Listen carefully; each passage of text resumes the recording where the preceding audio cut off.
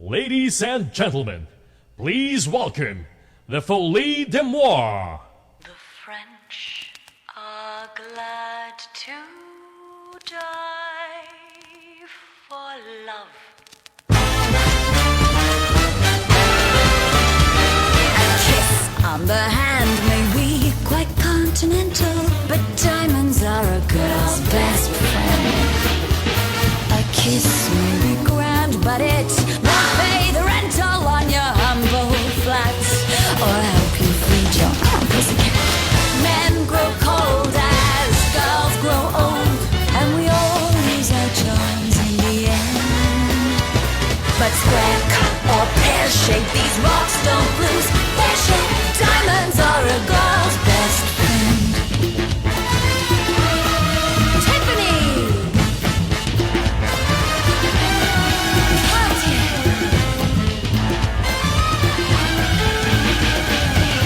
Cause we are living in a material world, and I am a material girl.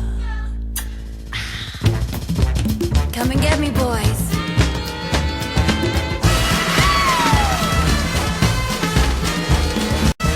Black Star, Roscoe, talk to me, Harry Sidler, tell me all about it. There may come a time when a lass needs a... There may come a time when a hard-boiled employer thinks you're... But get that ice or else no dice. He's your guy when stocks are high, but beware when they start to descend.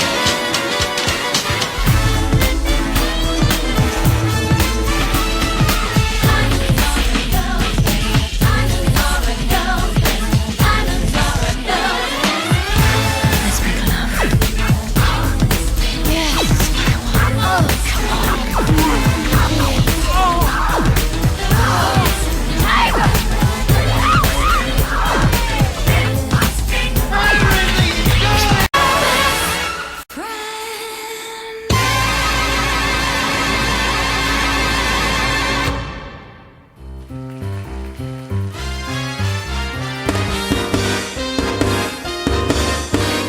Johnny could only sing one note, and the note he sang was this. Ah, poor Johnny, one note, sang out with gusto and just overloaded the place.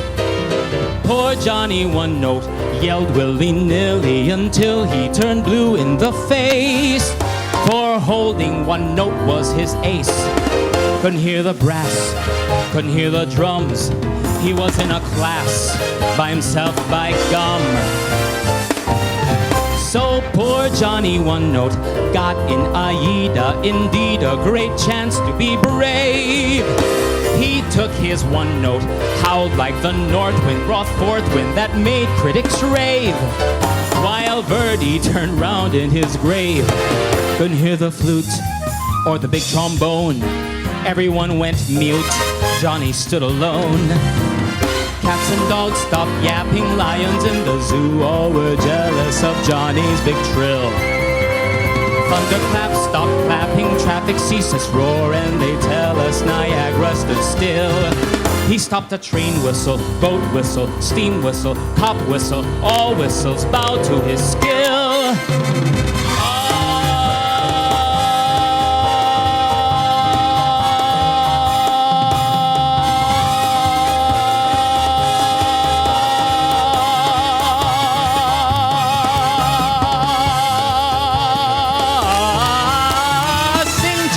One note, sing out with gusto and just overwhelm all the crowd. So sing Johnny one note out loud. Sing Johnny one note. Sing Johnny one note out loud.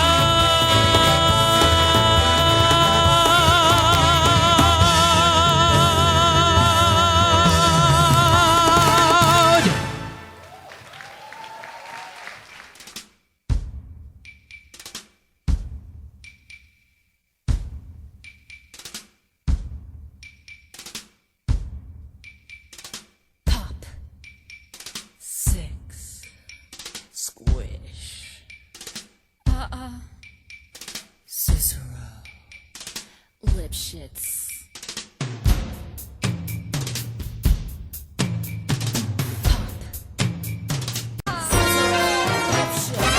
He had it coming. He had it coming. He only had himself to blame. If you'd have been there, if you'd have seen it, I bet you would have done the same. Six swish, scissor options. Six swish, scissor options. You know how people have these little habits that get you down? Like Bernie. Bernie liked to chew gum.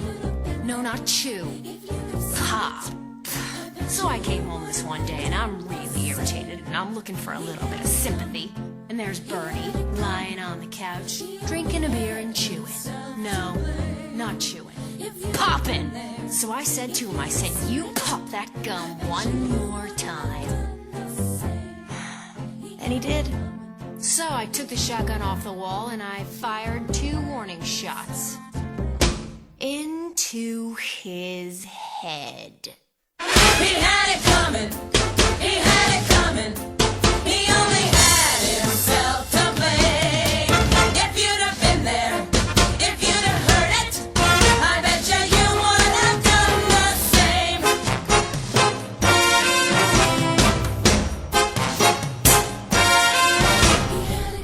I met Ezekiel Young from Salt Lake City about 2 years ago, and he told me he was single, and we hit it off right away. So we started living together. He'd go to work, he'd come home, I'd fix him a drink, we'd have dinner, and then I found out. Single, he told me. Single my ass. Not only was he married, oh no, he had 6 wives. One of those Mormons, you know. So that night when he came home from work, I fixed him his drink, as usual. You know, some guys just can't hold their arsenic. He had it coming. He had it coming. He took the power in his pride, and then he used it, and he abused it. It was a murder without a heart. Now I'm standing in the kitchen, carving up the chicken for dinner, minding my own business. In storms my husband Wilbur in a jealous rage. You've been screwing the milkman, he says. He was crazy, and he kept on screaming, you've been screwing the milkman.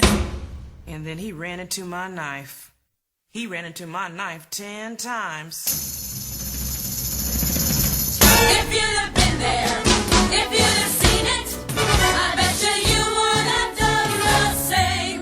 Мід, кире шекері. Ост моньяку, я кире шлоку млеко к тому ферим. Ин ме глече к тому фея. Да не ме гос. И нартот лом войок. Не to dom. Mert monja ankel sem hok intan tam. Roboltom. Arenda schengen meg moja razni. Ti namer tadek meg. Yeah, but did you do it? Not guilty.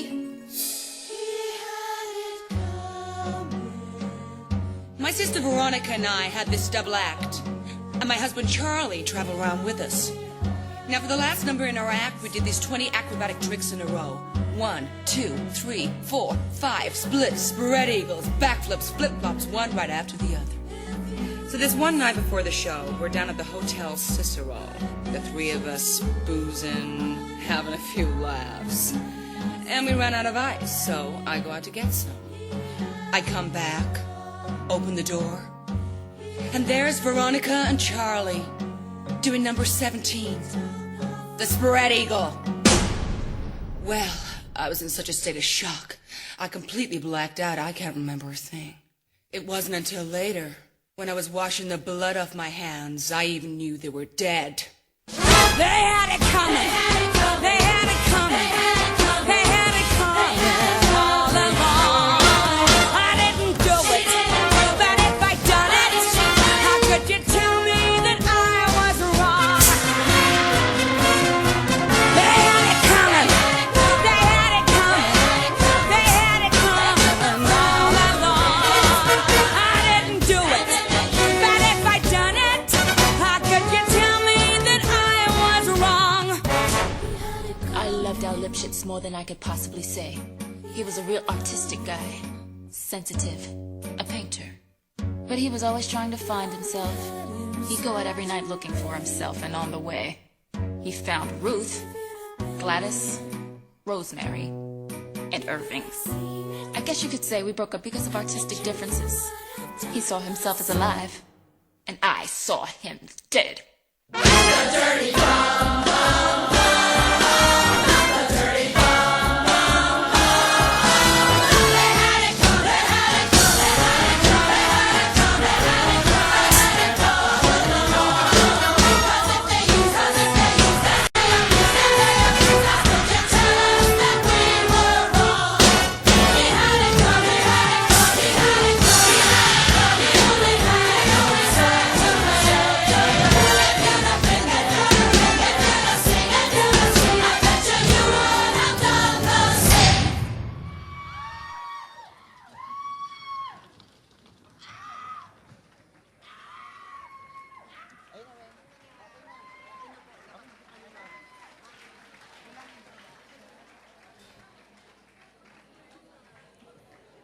Good evening, ladies and gentlemen.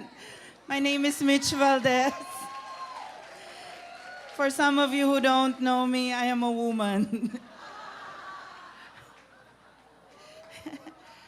A real one.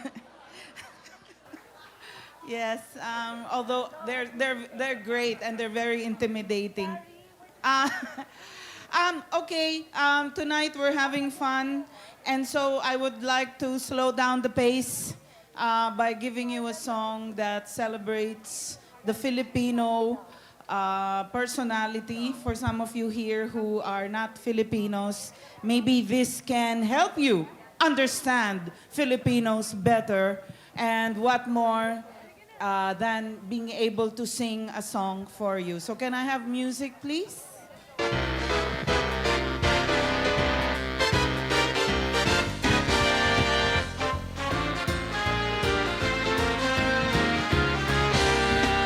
Come fly with me, let's fly away.